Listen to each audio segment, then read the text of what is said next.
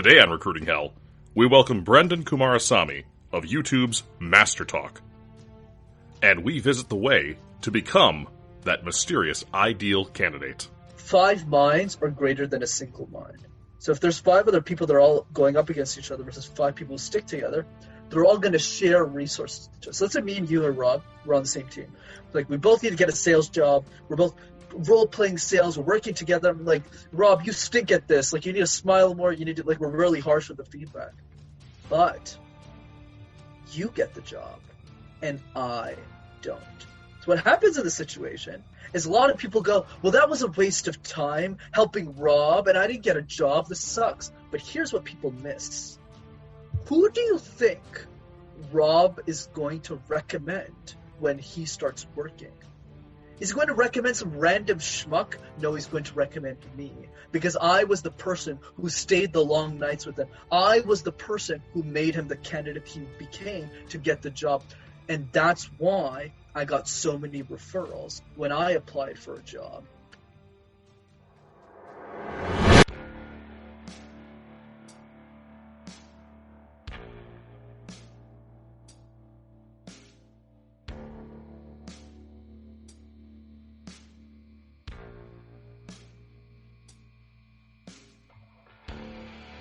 Hello, and welcome to Recruiting Hell. I'm glad you're here with us today. I'm your host, Robb Conlon. Welcome to episode 19 of our show.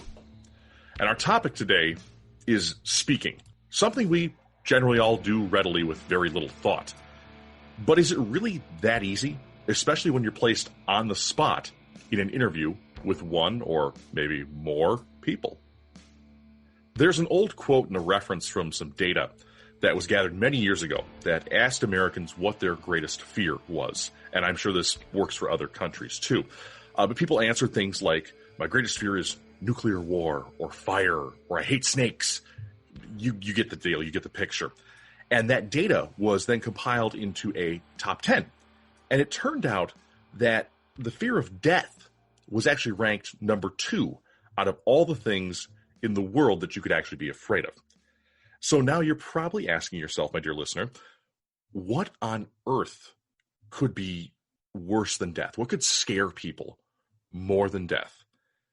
Well, apparently, according to the American public at this time, I think this was gathered sometime in the 70s or 80s, the most common number 1 fear that anyone had was public speaking.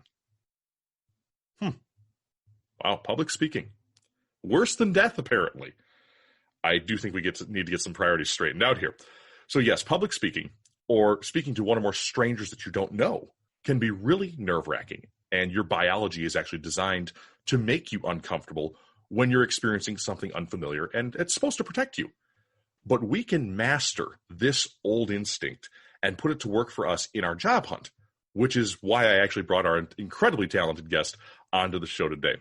Before we introduce him, though, if you are listening to this show, you're here for one of 2 reasons, and that's getting a new or better job.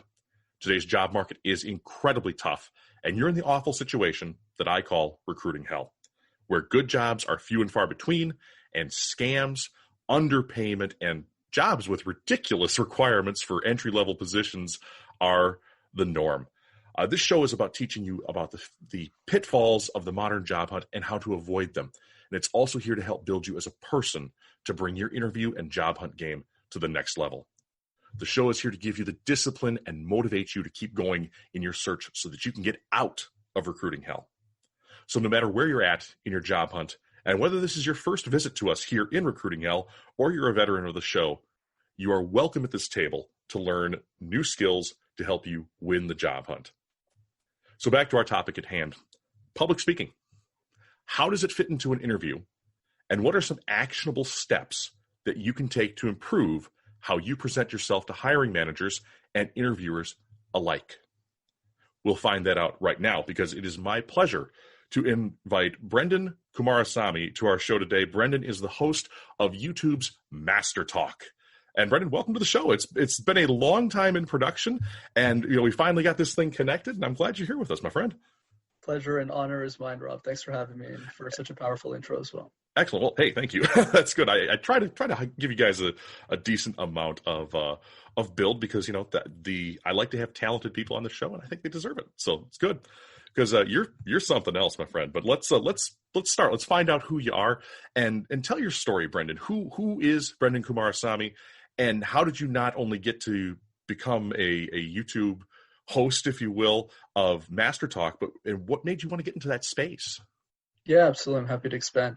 So my journey started at the age of 5, Rob. My parents looked at me. I grew up in a city like Montreal, Canada. Mm-hmm. And they said, well, Brenden, you live in Montreal. If you want to do well, you need to know how to speak French. And you don't. So we're going to put you in a French education system. So not only was I afraid of public speaking my whole life or presentations in general, I had to present in a language I didn't even know. So you can see in like a grade 2 presentation, I'm just standing there as an 8-year-old and just going, bonjour, which is hi in French for those who don't know. And then I just start panicking. So the last thing on my mind was to be a YouTuber on public speaking. I probably had astronaut above that.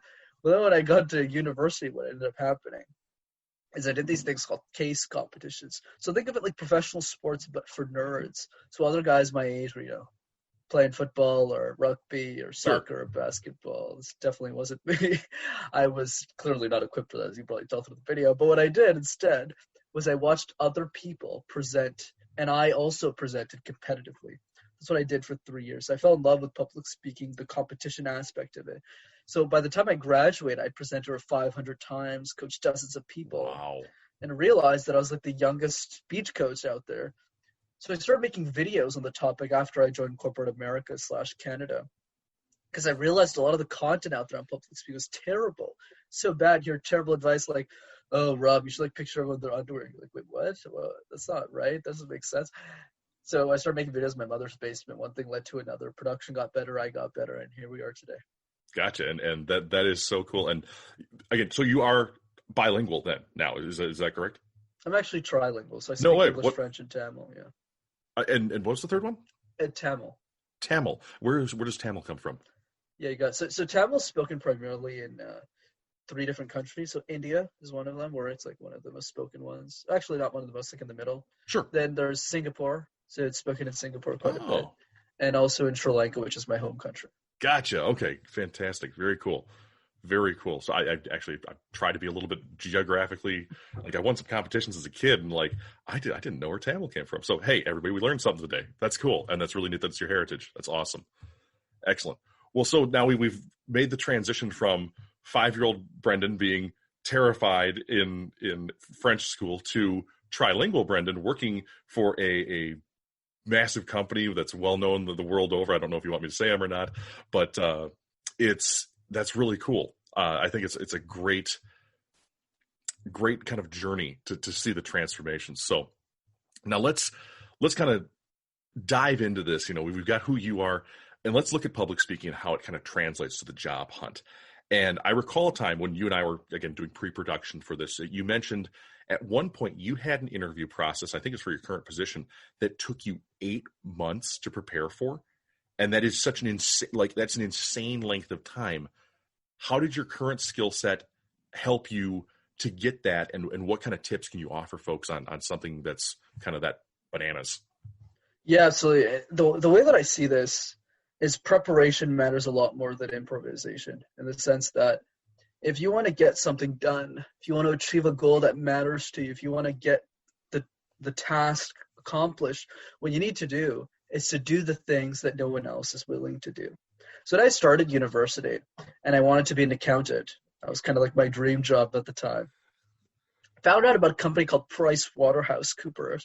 Sure. And I thought it was a water bottling company. And for those who don't know, PwC is like a big accounting firm in the world. If you get a job there, it's like very prestigious, very well known. But I thought it was a water bottle. I was like, oh, water is just like Waterhouse makes sense. Yeah, sure. It just makes sense. It clearly wasn't. I went into the information session with my sweatpants on. But let's just say I figured out really quickly it wasn't there wasn't anything to do with water, or I guess maybe water bottling clients there. But anyways, so what happened was I really wanted a job at one of these companies, Deloitte and all that stuff.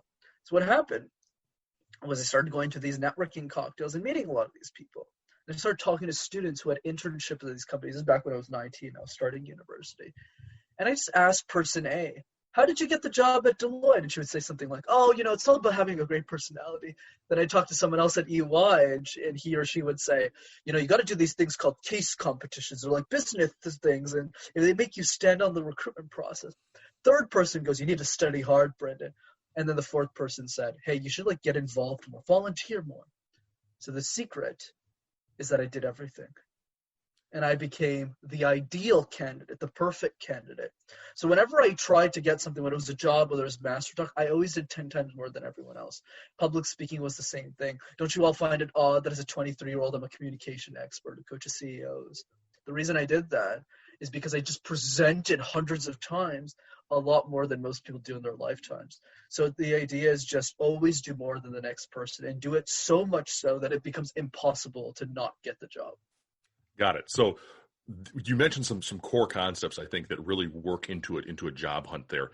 And we might have a listener saying like, man, I can't do 10 times more. I got a wife, I got kids, I got all these things. I don't have any kids, but I have all these things in my life that take up this time.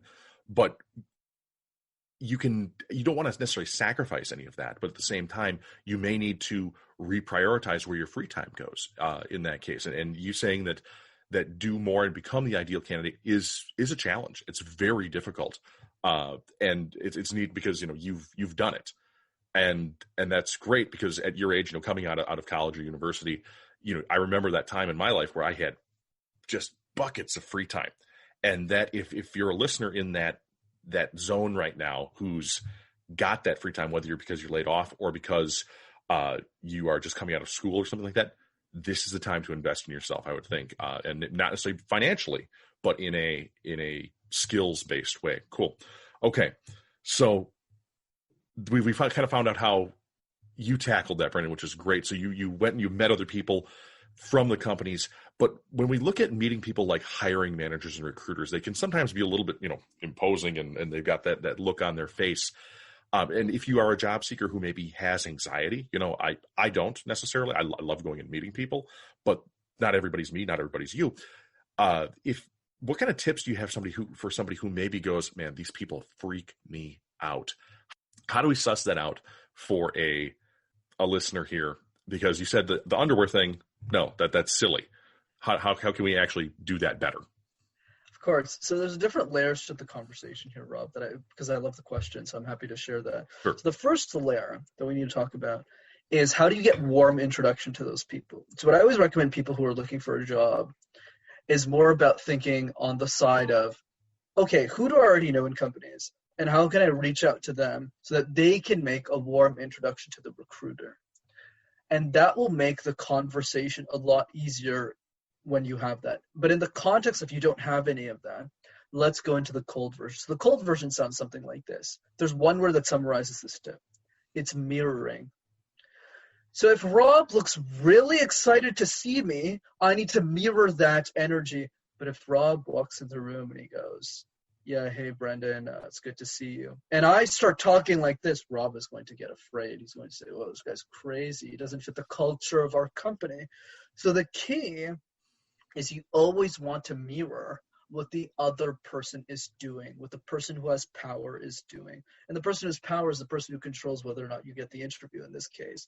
So what I've done, and I've applied in different events, mostly in person, but I would do that virtually as well, is I would just mirror the energy of the other person. If they're an introvert, I start speaking like an introvert. If they're extroverted, they start speaking to like an extrovert. And a lot of therapists do this.